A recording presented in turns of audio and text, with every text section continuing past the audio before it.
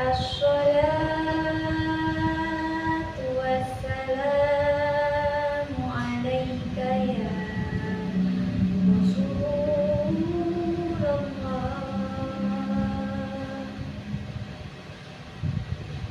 Assalatu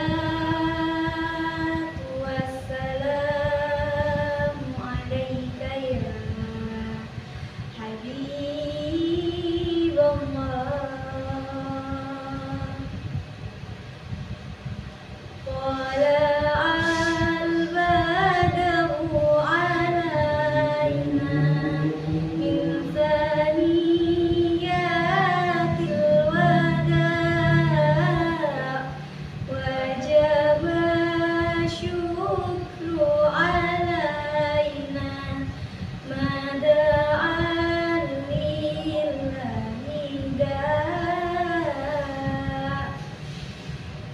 Assalamualaikum warahmatullahi wabarakatuh.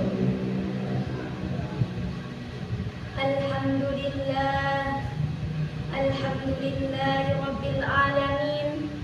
Wassalatu wassalamu ala asyrafil anbiya'i wal mursalin Sayyidina Muhammadin wa ala alihi wa sahbihi ajma'in, amma ba'du. Dewan Hakim yang kami hormati, hadirin serta rekan dai-dai rahimakumullah. Pada kesempatan kali ini, izinkan saya menyampaikan tausiah dengan tema Nabi Muhammad sebagai suri tauladan. Hadirin, keteladanan berasal dari kata teladan, yaitu perbuatan yang patut ditiru dan dicontohkan. Keteladanan adalah hal-hal yang dapat ditiru atau dicontoh. Dalam bahasa Arab, keteladanan dapat diungkapkan dengan kata uswah dan qudwah.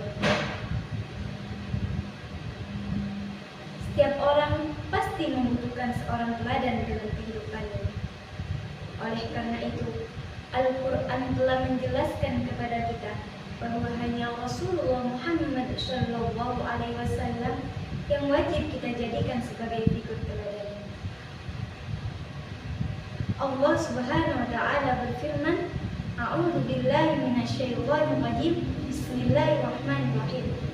Laqad kana lakum fi Rasulillahi uswatun hasanah liman kana yarjullaha wal yawmal akhir wa dzakarallaha katsiran. Al-ayat. Shadaqallahu a'lam. Yang artinya, sesungguhnya telah ada pada diri Rasulullah itu suri tauladan yang baik baginya, yaitu bagi orang-orang yang mengharapkan rahmat Allah dan kedatangan hari kiamat, dan dia banyak menyebut asma Allah. Quran Surah Al-Ahzab ayat 21. Hadirin rahimakumullah, berikut ini keteladanan Rasulullah Muhammad SAW di antaranya, yaitu: pertama, keteladanan dalam beribadah. Rasulullah Muhammad SAW adalah sosok insan yang dijamin oleh Allah masuk surga. Namun, beliau tetap melakukan ibadah kepada Allah dengan sangat tekun.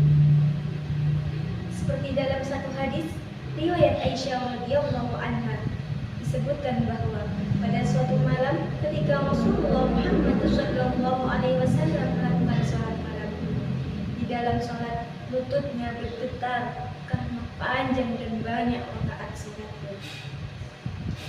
Tatkala rukuk dan sujud terdengar isak tangisnya, namun beliau tetap melakukan sholat hingga adzan Bilal bin Rabah terdengar di bawah sujud. Melihat Rasulullah Muhammad SAW demikian tekun melakukan salat, Aisyah radhiyallahu anha bertanya, "Wahai Rasulullah, bukankah dosamu yang terdahulu dan yang akan datang telah diampuni Allah?" Rasulullah Muhammad SAW menjawab, "Sesungguhnya aku ini menjadi hamba yang banyak bersyukur." Hadis riwayat Bukhari dan Muslim. Hadirin yang dirahmati Allah, yang kedua adalah keteladanan dalam berakhlak. dalam diri Rasulullah Muhammad Shallallahu Alaihi Wasallam telah terkumpul sifat utama, yaitu rendah hati, lemah lembut, jujur, tidak suka mencari-cari cacat orang lain, sabar dan tidak ampuh, santun dan tidak mabuk pujian. Sampai-sampai ketika Aisyah ditanya tentang akhlak Rasulullah, maka ia akan menjawab, akhlaknya adalah Al-Quran. Dan Rasulullah Muhammad Shallallahu Alaihi Wasallam memiliki sifat pemaaf yang luar biasa. Dalam hal memaafkan, beliau tidak ada bandingannya. Bahkan ketika mendapatkan gangguan dan cemoohan dari masyarakatnya, beliau hanya berkata, "Ya Allah, ampunilah kaumku, karena mereka tidak mengetahui." Hadirin rahimakumullah. Yang ketiga, keteladanan di tengah-tengah masyarakat. Di antara keteladanan Rasulullah Muhammad Shallallahu Alaihi Wasallam di tengah-tengah masyarakat adalah beliau sangat ramah terhadap siapapun. Tidak ada kesan takut bagi siapa saja yang ingin menghadapinya. Bahkan ketika berhadapan dengan orang yang lemah dan miskin, beliau tetap menghormatinya tanpa meremehkannya. Beliau tidak banyak bicara dan tidak pernah pula memotong pembicaraan seseorang, kecuali ia berbicara kepadanya. Hadirin rahimakumullah, demikianlah yang dapat saya sampaikan. Semoga bermanfaat hingga akhir zaman. Terima kasih atas segala perhatian. Mohon maaf apabila banyak kesalahan. Makan pepaya pakai sumbi. Saya Narda Kamila mohon pamit. Usikum wa nafsi bitaqwallah. Assalamualaikum warahmatullahi wabarakatuh.